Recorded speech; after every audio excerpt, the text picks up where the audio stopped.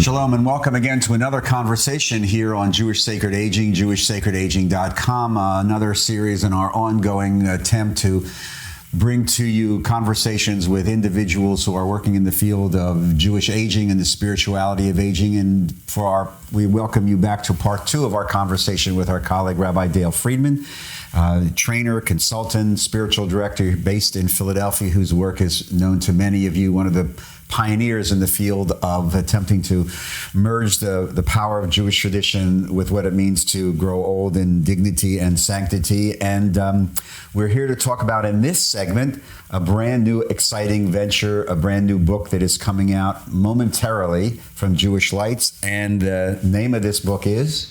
Jewish Wisdom for Growing Older, Finding Your Grit and Grace Beyond Midlife. Great title, The Grit and Grace in Growing Older. Just talk to us a little bit about what the genesis is, what the theme of this book is. So this book is about how do you grow as you grow older? How do you grow deeper? How do you grow wiser?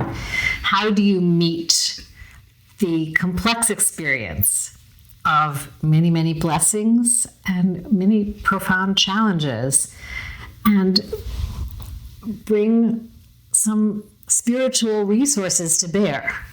Well, let me ask you a difficult question, because this comes up all the time in my travels and in working with congregations with this demographic. And that's why I think that the idea of grit is really, it's a good word. You deal with this all the time in your writings, in your work, and I'm sure in your spiritual direction. How do we take the concept of loss and that is in many ways part of the natural process of aging, various types of losses, and turn that into a positive or bring a spiritual context to loss? Well, first of all, having experienced loss in my own life, I would never have the chutzpah to say, turn this into something positive. I think the question is, how can we be resilient in the face of loss? One woman I know had lost some very precious friends and older relatives, and then lost her sister. And she said, it's like the first loss, you get a little hole in you.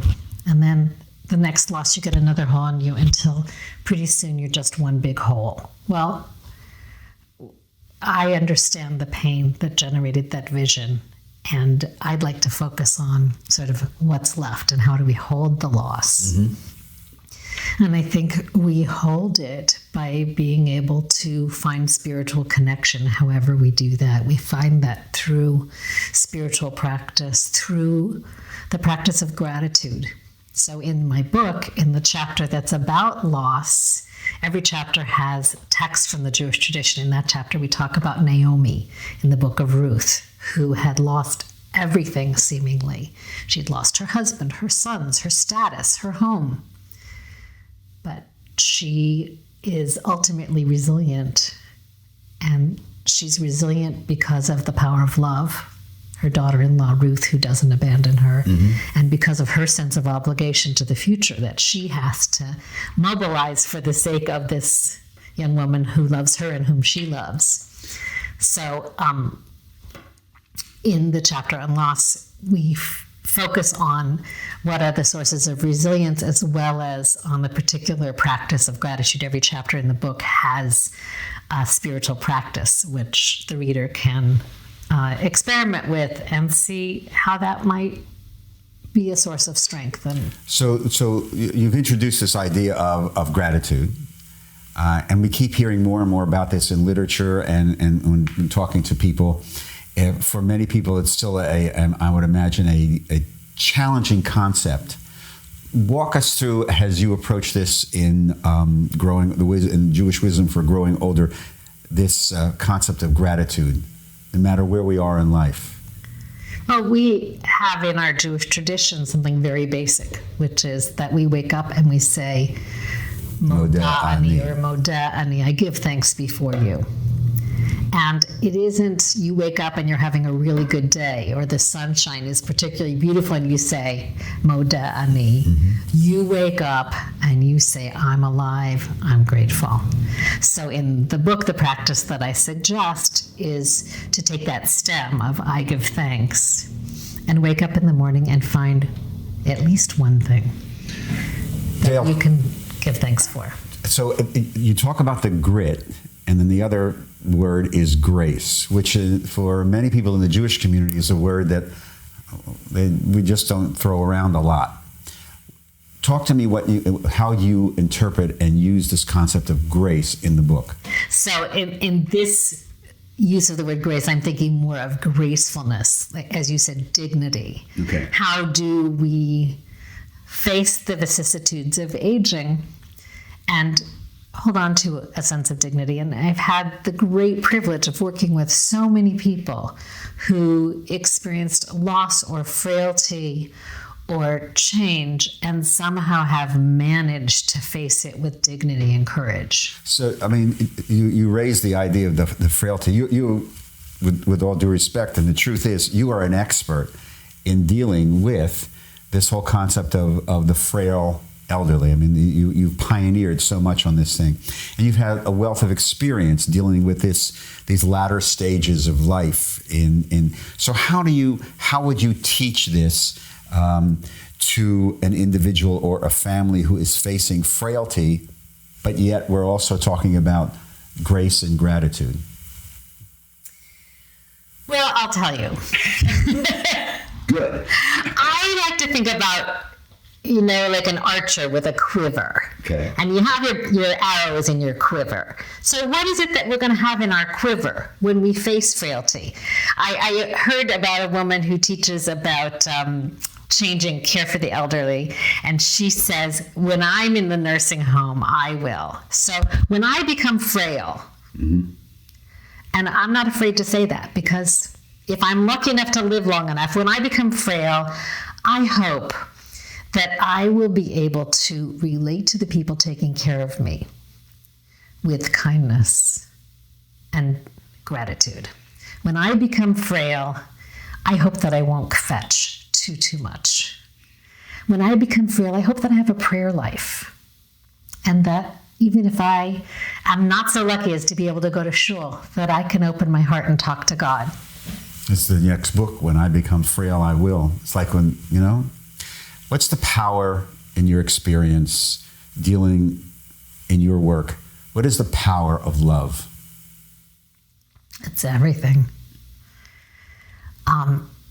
I remember Reb Zalman Schachter Shalomi of blessed memory, who was asked the question, what do you say to people about, who are so afraid of, what if I need other people to take care of me? And he said, you might be able to be the best thing in somebody's day.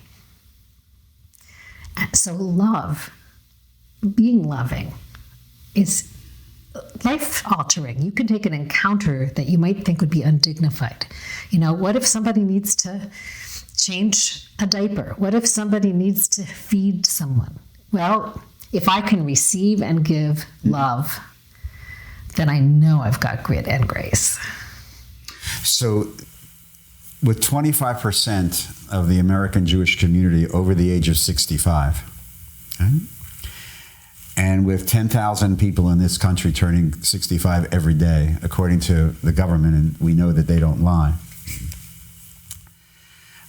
this revolution in longevity that we're both working in and within the Jewish community, in your perception, taking a step back, how prepared is the institutional Jewish community to deal with this unbelievable reality? I would say not very prepared at all. And in fact, I think about the reaction of the institutional Jewish community to the age wave as double dread. You have, on the one hand, we live in an ageist society that lionizes youth, and we're scared of growing older. But then you add the Jewish piece, which is, if you're a rabbi or a congregant and you look out over a sea of gray heads, you think, oh my God, we're going to disappear. Where are the kids?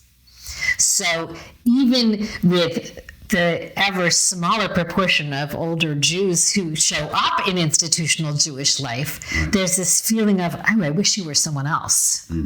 And it's really unfortunate because we have huge, vast resources of enthusiasm and thirst for spiritual life and resources to be able to contribute that are being missed. Right. And this is the great challenge, because in this acquisition or this pool of what many writers have called spiritual capital, that in many cases, in many congregations and in much of our community is going untapped. And that is perhaps one of our great challenges. The book, again, is Jewish Wisdom for Growing Older, Finding Your Grit and Grace Beyond Midlife. Published by Jewish Lights Publishing. And if I want to get a hold of it, tell me how. Available everywhere soon, but available for pre-order on Amazon, Barnes & Noble, and Jewish Lights. And if somebody wants to contact you about your own practice, consulting, training, and spiritual direction, they www.growingolder.co. Thank you very much. This is Richard Address, and we thank you for joining us again for one of our regular series of conversations here today with Rabbi Dayle Friedman, pioneer in the area of Jewish spirituality and aging. Thank you again for joining us.